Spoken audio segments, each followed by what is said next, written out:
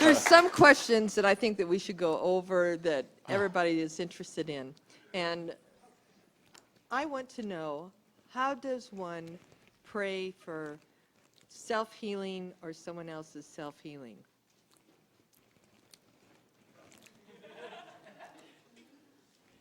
So you're bringing up prayer altogether. Prayer altogether. Yeah, prayer altogether, and then prayer that's directed.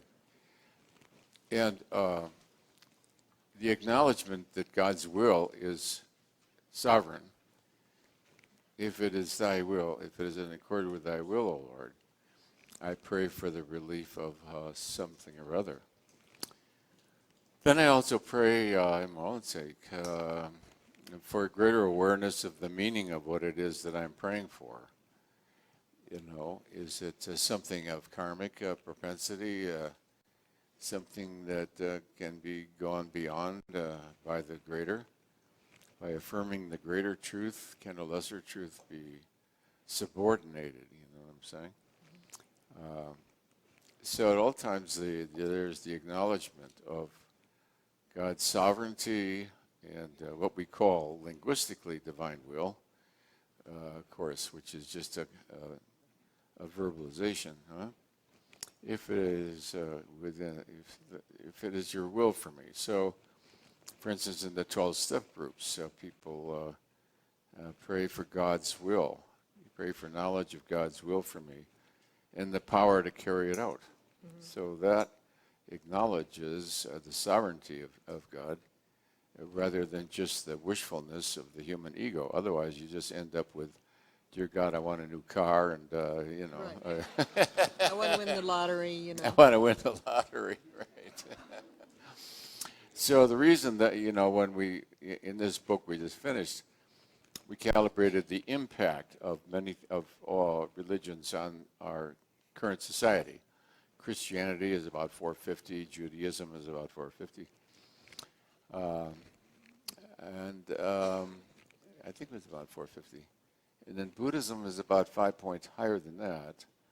But then highest of all, much to my amazement, the impact of the 12-step groups on American society is greater than the higher calibration than even the churches, you know? Mm-hmm. It makes no claims, it has no opinions on outside issues. It has no enemies. So how would you start out this prayer? Give me an example of a prayer. You know, we're all taught by different religions as to how to pray, and we have certain, you know, Bible phrases and things that we, you know, say as a prayer. But how would you start out a prayer? I think the way you've grown up will give you a certain comfort. So you feel comfortable praying in a certain style. Mm-hmm. You know, I had a traditional Christian upbringing, and many things were part of it. Saying the rosary, for one thing, mm-hmm. etc. Propitiation for one's sins. Mm-hmm. So, you know, praying is to propitiate for sins.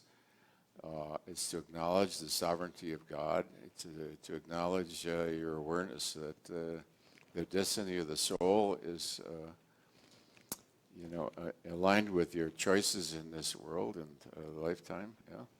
So would you start out asking for what you want, or do you ask for, you know, guidance? Yeah. I mean, how do you start out? That's my question. Well, in the case of the person now speaking, there's first the acknowledgement of the sovereignty of God. Right. I pray to thee, O Lord, Creator and source of all mercy and wisdom, etc. And if it is in accord with Divine will. I pray for help with, you know, some person who seems to need healing. You know, seems to need, in my vision, appears to need healing. Now that person may be undoing some very negative karma, so, you know, what you see needs to be healed may not be what needs to be healed at all, you know. Mm-hmm. What needs to be healed maybe is your ignorance about what it's all about, you know.